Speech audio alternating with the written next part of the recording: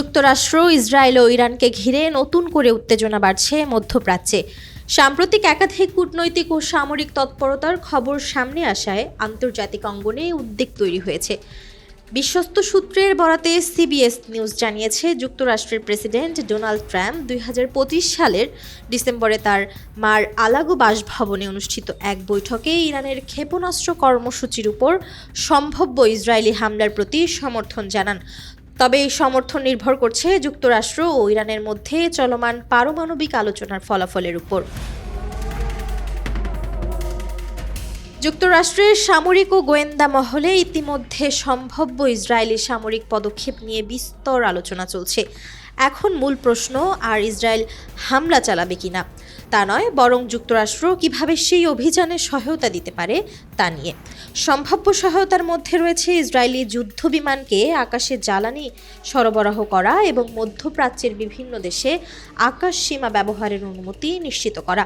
তবে এই বিষয়টি এখনও অনিশ্চিত, কারণ জর্ডান, সৌদি আরব ও সংযুক্ত আরব আমিরাত ইতিমধ্যে স্পষ্ট করে জানিয়েছে তারা ইরানের বিরুদ্ধে কোনো সামরিক অভিযানের জন্য নিজের আকাশ সীমা ব্যবহার করতে দেবে না।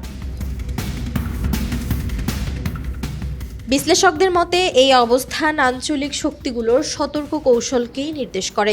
তারা একদিকে যুক্তরাষ্ট্র ও ইসরায়েলের সঙ্গে সম্পর্ক বজায় রাখতে চাইছে, অন্যদিকে সরাসরি সংঘাতে জড়িয়ে পড়তে চায় না।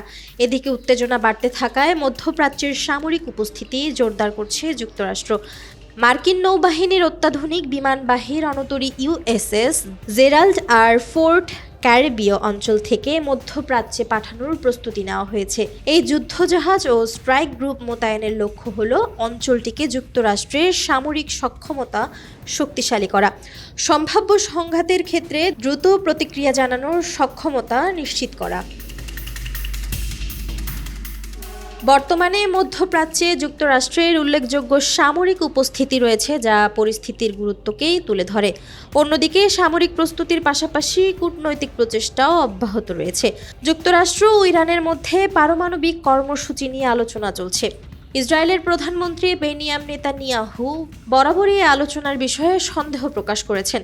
তিনি একাধিকবার ওয়াশিংটন সফর করে যুক্তরাষ্ট্রকে সতর্ক করেছেন, কোনো চুক্তি হলে তা অবশ্যই ইরানের ক্ষেপণাস্ত্র কর্মসূচি এবং আঞ্চলিক প্রক্সি গোষ্ঠীগুলোর অর্থায়নে বিষয়গুলো অন্তর্ভুক্ত করতে হবে।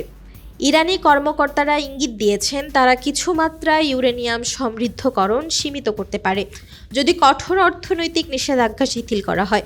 তবে এখন পর্যন্ত এই বিষয়ে কোনো চূড়ান্ত চুক্তি হয়নি। দ্বিতীয় দফার পারমাণবিক আলোচনা সুইজারল্যান্ডে জেনেভায় অনুষ্ঠিত হওয়ার কথা রয়েছে, যেখানে ইরানের প্রতিনিধিরা ইতিমধ্যে যাত্রা শুরু করছেন বলে জানা গেছে। মার্কিন পররাষ্ট্রমন্ত্রী মার্ক রুবিও বলছেন, যুক্তরাষ্ট্র এখনও কূটনৈতিক সমাধানকে অগ্রাধিকার দিচ্ছে, তবে তিনি এটাও স্পষ্ট করেছেন যে প্রয়োজনে সামরিক প্রস্তুতি ধরে রাখা হবে। অন্যদিকে যুক্তরাষ্ট্রের বিশেষ দূত স্টেট উইকফ এবং জেরড কোস্টার গুরুত্বপূর্ণ বৈঠকে অংশ নিতে যাচ্ছেন বলে জানা গেছে। বিশ্লেষকদের মতে সামরিক শক্তি প্রদর্শন এবং কূটনৈতিক আলোচনার সমান্তরাল কৌশল গ্রহণ করে যুক্তরাষ্ট্র একদিকে চাপ সৃষ্টি করছে, অন্যদিকে আলোচনার টেবিলে নিজেদের অবস্থান শক্তিশালী করার চেষ্টা করছে। সামরিকভাবে মধ্যপ্রাচ্যের পরিস্থিতি এখন অত্যন্ত সংবেদনশীল। আলোচনার অগ্রগতি, সামরিক প্রস্তুতি এবং আঞ্চলিক শক্তিগুলোর অবস্থান মিলিয়ে আগামী সপ্তাহগুলোতে পরিস্থিতির দিক নির্ধারিত হতে পারে বলে মনে করছেন পর্যবেক্ষকরা।